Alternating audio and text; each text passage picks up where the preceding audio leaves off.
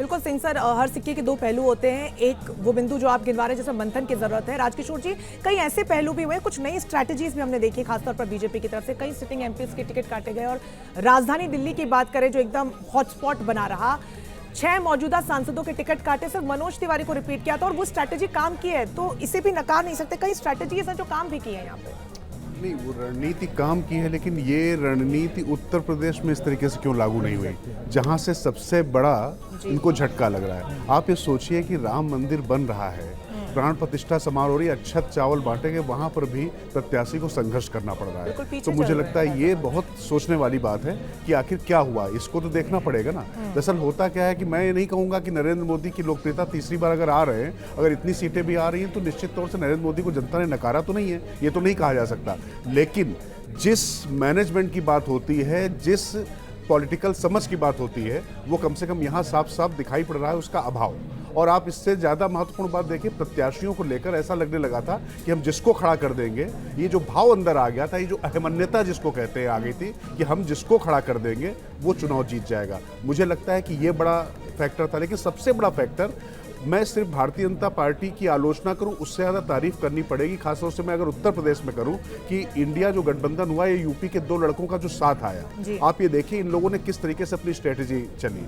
कन्नौज से लड़ते हैं अखिलेश यादव और रायबरेली से राहुल गांधी चले जाते हैं। बहुत आलोचना होती है अमेठी छोड़कर चले जाते हैं, लेकिन अमेठी में भी स्मृति ईरानी हार रही है चुनाव, जैसे अभी आंकड़े आ रहे हैं। अब सबसे ज्यादा महत्वपूर्ण बात है कि देखिए कि कैसे बसपा को पूरी तरीके से जनता ने नकार दिया। वो डबल डिजिट में इस बार नहीं जा पा रही है और भारतीय जनता पार्टी का वोट लगभग 42% से अभी तक जो आया है, 42% से कुछ कम है और ये 42% पार कर जाते हैं दोनों लोग मिलकर। तो ये साफ साफ दिखाई पड़ रहा है कि जमीन पर इनकी जो कार्यकर्ताओं ने अपना वोट ट्रांसफर कराया। और भारतीय जनता पार्टी, इनके सर इसकी तस्दीक करेंगे, बहुत ज्यादा इलेक्शंस देखें, कि भारतीय जनता पार्टी विपक्ष की एकजुटता से ज्यादा हारती तब है जब उसका अपना कार्यकर्ता उदासीन हो जाता है, वो खिलाफ वोट नहीं करता है, वो घर बैठ जाता है। ऐसी जो परिस्थितियां थी बाद में, इसीलिए 2 चरण के बाद नरेंद्र मोदी जी को अलग तरीके की स्ट्रेटजी बनानी पड़ी और लोगों को निकालना पड़ा। उसके बाद भी ये कहा जाएगा कि इंडिया गठबंधन ने यहाँ पर बहुत अच्छा किया। और जहां तक आप कह रहे हैं कि फर्स्ट 2 फेज में डेंट बहुत ज्यादा लग चुका था, ऐसा मान के चला जाए। डेंट तो वैसे फर्स्ट फेज में, कि अगर जो आंकड़े आ रहे हैं वो तो पूर्वांचल से और ज्यादा खराब, बहुत ज्यादा खराब। तो यहाँ पश्चिम से तो आप मानकर चलिए कि फिर भी फाइट दिखाई पड़ रही थी। लेकिन मुझे लगता है कि अब एक जो सबसे बड़ा चैलेंज होगा, एक तो सरकार जो बनेगी वो उतनी मजबूत नहीं रहेगी और अभी देखना पड़ेगा कि नीतीश कुमार क्या करते हैं, क्योंकि वो बिहार में बीजेपी से ज्यादा बेहतर करते दिखाई पड़ रहे हैं। और तेलुगु देशम का भी अप्रोच देखना पड़ेगा, क्योंकि निश्चित तौर पर अब इंडिया गठबंधन भी, क्योंकि उनकी प्राथमिकता है किसी भी तरीके से मोदी हटाओ, और उसके लिए मुझे लगता है वो किसी भी स्थिति तक जाए। बिल्कुल, एक क्विक रिएक्शन अनुजा जी मैं आपसे लेना चाहूंगी। जैसा कि राजकिशोर जी कह रहे हैं कि वो राज्य जहां पर जमीन मजबूत नहीं थी, वहां पर इतना ज्यादा ताकत पूरी झोंक दी गई, और वो राज्य जहां पर पहले से आप मजबूत थे, शायद वहां पर फोकस उतना नहीं रहा, और वो नतीजों में दिख रहा है कहीं ना कहीं जो रुझान सामने आ रहे हैं।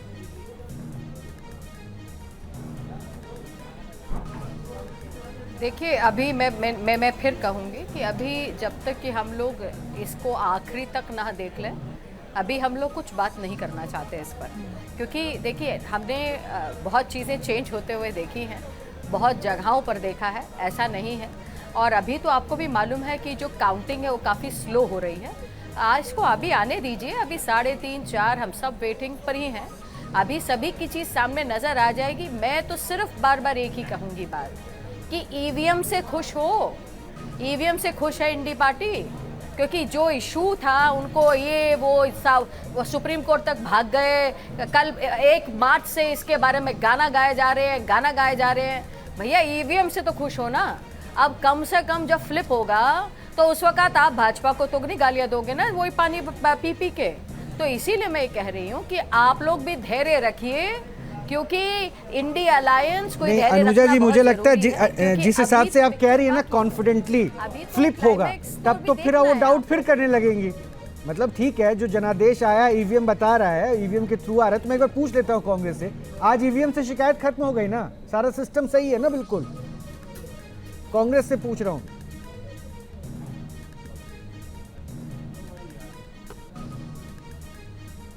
क्या सवाल मुझसे पूछ रहे हैं? जी आचार्य जी, आप ही से। आपको मेरी आवाज आ रही है? हाँ जी अनुमा जी बोलिए, जवाब जी। मैं ये कह रही हूँ कि इलेक्शन कमीशन ऑफ इंडिया पूरे पूरे समय पक्षपाती रहा है।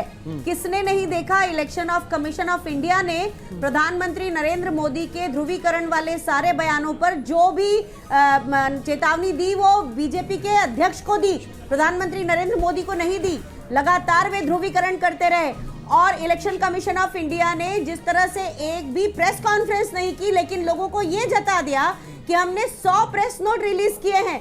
ये सारी चीजें साफ बताती हैं कि जिस तरह से इलेक्शन कमीशन ऑफ इंडिया ने पक्षपात किया है, कहीं पर भी उस पक्षपात की कोई मिसाल नहीं है।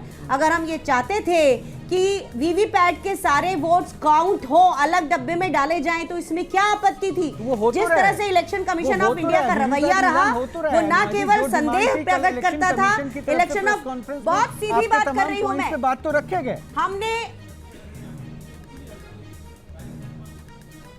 एक का भी जवाब नहीं दिया।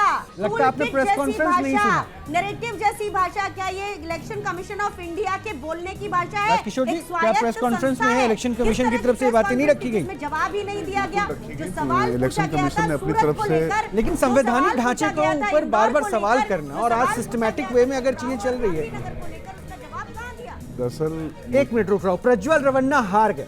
ये अपडेट, कर्नाटक की हासन सीट से प्रज्वल रमन्ना हार गए हैं। तो खैर ये इनके ऊपर अब ज्यादा कमेंट नहीं, लेकिन हम सीधा उस पॉइंट पे आते हैं। एज एक्सपेक्टेड मानते हैं क्या, वन लाइन में अगर कमेंट मानूं तो? पता नहीं, एक्सपेक्टेड तो मुझे नहीं मालूम, लेकिन ये जो हुआ है ये बहुत अच्छा हुआ है। हाँ। मुझे लगता है कि एक संदेश गया है कि इस तरीके का एक व्यक्ति जिसने इस तरीके का यौनाचार किया, और मतलब मैं क्या कहूँ कि इतनी शर्मनाक हरकत की, अगर उसके साथ ऐसा हो रहा तो ये होना ही चाहिए था। और मुझे लगता है कि देखिए, जो लोग, कोई भी दल हो, वो किसी को भी अगर जनता को ये समझता है कि उसको टेकन फॉर ग्रांटेड ले लेगा, तो जनता निश्चित तौर पर उसको समय समय पर अपनी हैसियत बताती रहती है, और बताती रहती है कि जनता को जनार्दन यूं ही नहीं कहा जाता। बाकी जो आपने चुनाव आयोग की बात कही, उसमें निश्चित तौर पर जिस तरीके का रवैया रहा है, पॉलिटिकल पार्टीज को बिल्कुल ये हक है कि वो अपनी बात रखें, उठाएं, लेकिन जिस तरीके से कल से जो मैसेज आ रहे थे, भले ही इंडिया गठबंधन बहुत अच्छा करता दिखाई पड़ रहा है, लेकिन पप्पू यादव का बयान हो, चाहे अखिलेश यादव का बयान हो, अपने कार्यकर्ताओं को सतर्क और सजग रहने का